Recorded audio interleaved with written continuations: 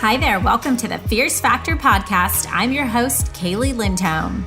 And I think it's time for us women to shift the conversation in business and step into our feminine leadership to do the most iconic work the aesthetic industry has ever seen. Each week, I'll be bringing a powerful dose of strategy, sarcasm, solutions, and sass that will rev up your creativity and ignite your brilliance as you link arms with me along our shared path of personal and professional growth in 20 minutes or less. Let's go. Hello, leader. Welcome back to the incredible Fierce Factor podcast. It's your host, Kaylee Lindholm here, and you are tuning in to episode 112. And Lori, today I have quite the punchy episode for you. I am here today to commiserate in the pain, to open up the vault, to address the elephant in the room. It is time for us to talk about the real reason so many of us are having trouble finding great people after the so-called Great Resignation. And for many of us, that reason is not because of the sudden lack of qualified candidates. It's not because we don't have the budget to hire world-class team members. It's not because we don't know how to be a great leader, but instead, the reason we are stagnant in our hiring is because so many of us are plagued with what I lovingly refer to as hiring PTSD. And let me begin by stating on the record that I am not a psychologist, nor am I an expert on PTSD, but I am absolutely a witness to daily experiences with clients who have suffered severe and often repeated trauma with hiring. And for many, the experience of hiring the wrong people, of feeling completely shocked by an employee, or the feeling of being taken advantage of has impeded their ability to trust themselves in the hiring process and, in result, trust candidates who are applying for positions in their company. You remember the old adage, hindsight is 20/20? Sometimes hindsight is not 20/20, but instead crippling.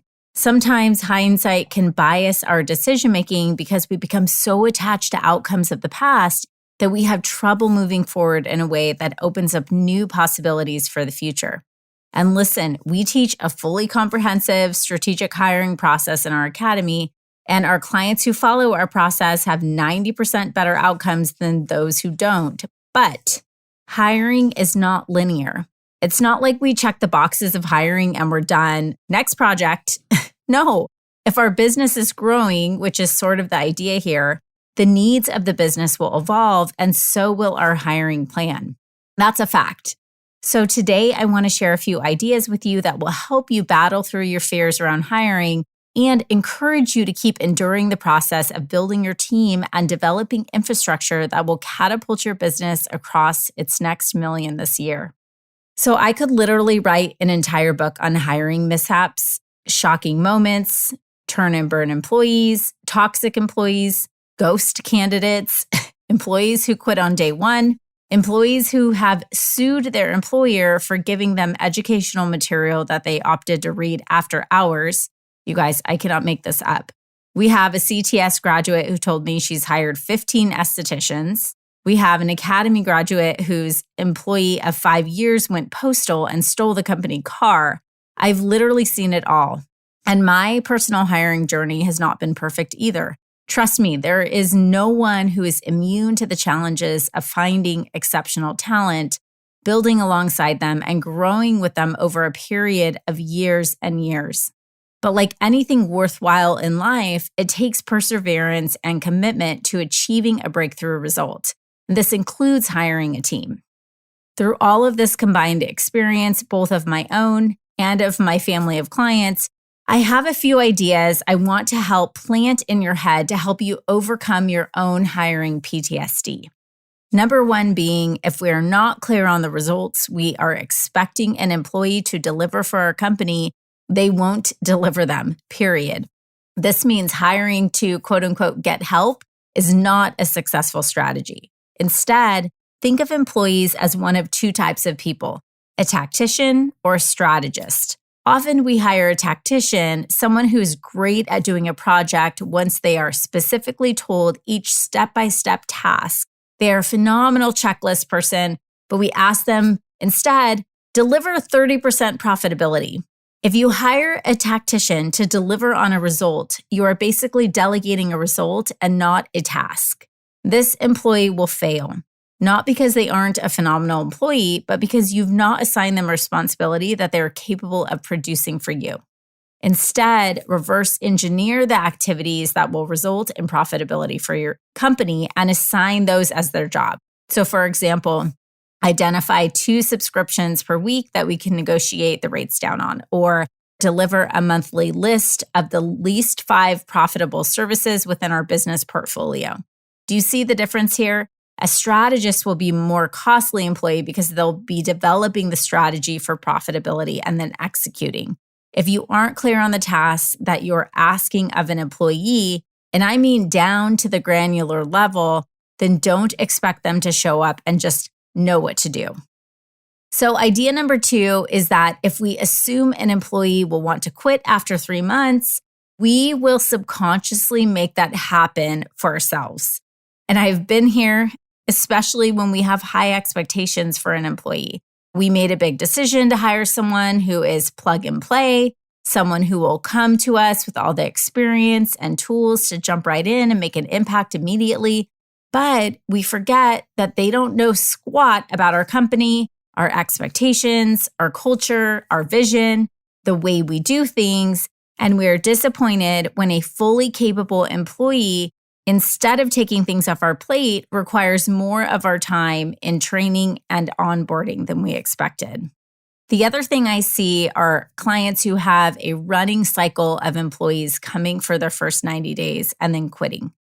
And then they'll sort of treat employees like they need to prove themselves. Based on past experiences, they might assume that that employee will leave, so they don't really provide all the tools that employee will need to execute the job. Or an employer will sit back and judge every little thing that that employee does to almost look for the negative and inadvertently compare them to past employees versus letting that employee start with a clean slate and assume they're going to be a great success for them, regardless of how the deck has stacked up in the past. Idea number 3, it takes an average of 3 to 5 attempts to find your forever employee. I'm not going to lie, this gives me pains just to say it, but it's the truth. Just like mastery of anything else in life, it takes practice, it takes learned failures, and it takes overcoming adversity to become a skilled hiring manager. And at the end of the day, part of knowing what you need is learning what you don't need. And that means trying and trying again with employees. Of course, we know the process is costly to all value currencies, including your time, your energy, and your bottom line. So you will put all the stops in place to do your very best to avoid turnover. But our rule of thumb is hire slow and fire fast. Take your time on the back end before you even seek out a candidate to be very clear with yourself about what you need in an employee and member of your team's culture. Then do your best. But don't beat yourself up if it doesn't work out. It's all a part of the entrepreneurial journey. Idea number 4, no matter how busy you are, a new injector will not immediately alleviate your workload. I'm sorry I had to say it. Refer back to idea number 2 regarding your ability to onboard a new team member into your culture, your systems, to your it factor. This takes time. Couple that with the fact that your patients have been elegantly convinced to seek you out for treatment. So inviting them to start seeing a new injector, regardless of how talented they are, will take time. If you're already fully booked, meaning you have a dedicated patient base that comes back on repeat because they absolutely freaking love you, it may take time for you and your patients to establish enough trust for you to be emotionally ready to pass the baton on to someone new, which is understandable, right? So set the revenue per hour per room aside for 2 seconds and remember that there is a process to scaling through additional providers and the emotional steps cannot be skipped. And finally, idea number 5, you're not alone. I just need to make sure you know this. We all deal with this, all of us. Even your favorite Insta-famous injector who shows up with a new team member every week. There's a reason for that too. Stay focused on your journey and know that these hiring challenges are not unique to you. They affect all of us. And the only way you can stagnate is by giving up on the process altogether. Leader, I see you, I feel you, And so many other successful women in your space have experienced similar challenges. Give yourself a break and look at each new opportunity to enroll someone on your team as a gift. A fresh new gift that is completely independent of what has happened in the past. Learn from your mistakes and pivot. Make adjustments as needed and keep plugging forward. Don't let your PTSD or hiring fatigue stagnate your ability to show up like an energetic and magnetic business leader that the very best, most passionate and ambitious people will want to work for. You got this. All right, leader, thanks for tuning in, and I'll talk with you next week. Wait, before you go, hey, if you're vibing with this conversation and you want to join me on my mission to help 100 inspiring and intentional women cross the next $1 million milestone in their business this year, or leader, maybe you want to become one of them, head over to Facebook and join our free community, the Fierce Factor Society. Over there, we're taking this conversation to an elevated level. Get access to resource guides, podcast supplements, guideposts, and direct communication with me, my expert team, and of course, a society of fierce women making big moves and disrupting the status quo in aesthetic wellness. You can link directly through the show notes or head to Facebook and search the Fierce Factor Society. See you there, goddess.